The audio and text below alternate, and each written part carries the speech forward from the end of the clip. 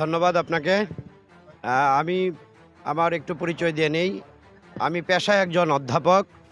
আমি একটি কলেজের ইংরেজি প্রভাষক মূলত।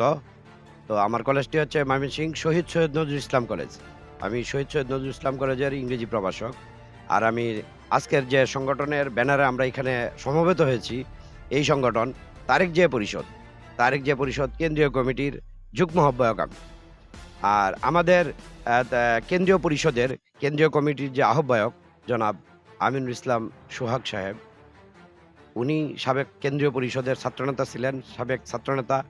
উনার নেতৃত্বে আমাদের প্রস্তুতি বলতে আপনি যেটা বলেছেন, অলরেডি আমাদের ৩৯টি জেলায় এবং ওই জেলাগুলোর অধীনস্থ ৩৯টি জেলায় এবং প্রত্যেকটি জেলার অধীনস্থ উপজেলায় কমিটি রয়েছে। এমনকি এখন পর্যন্ত এটা অলরেডি ইউনিয়ন ছাড়িয়ে ওয়ার্ড পর্যায়েও কমিটি ছড়িয়ে গেছে।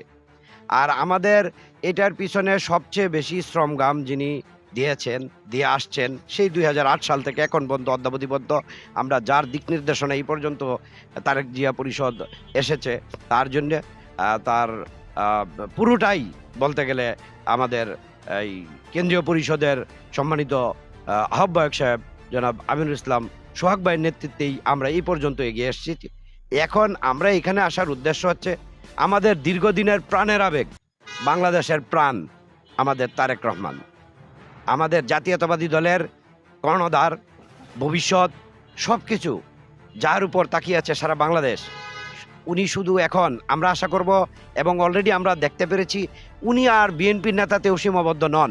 তারেক রহমান, আপনারা হয়তোবা অনেকেই লক্ষ্য করছেন ইতিমধ্যে উনি সকল দল মত পথ, যে কোনো সংগঠন, যে কোনো গোষ্ঠী, যে কেউ আসলে সকলের সাথেই উনি মত বিনিময় করতেছেন। সকলের সমস্যা সমাধানের জন্য উনি বাংলাদেশের তারেক রহমান হতে চান। আমরা চাই আমাদের চেয়ারম্যান মহোদয় শুধুমাত্র বিএনপির চেয়ারম্যান মহোদয় এবং বিএনপির নেতায় সীমাবদ্ধ না থাকুক।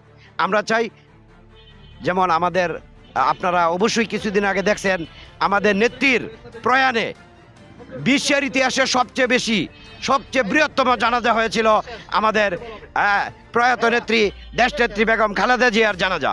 তা ঠিক তেমনি খালেদা জিয়া শুধুমাত্র বিএনপির নেত্রী ছিলেন না, খালেদা জিয়া ছিলেন বাংলাদেশের নেত্রী। ঠিক তেমনি আমাদের তারেক রহমান হবেন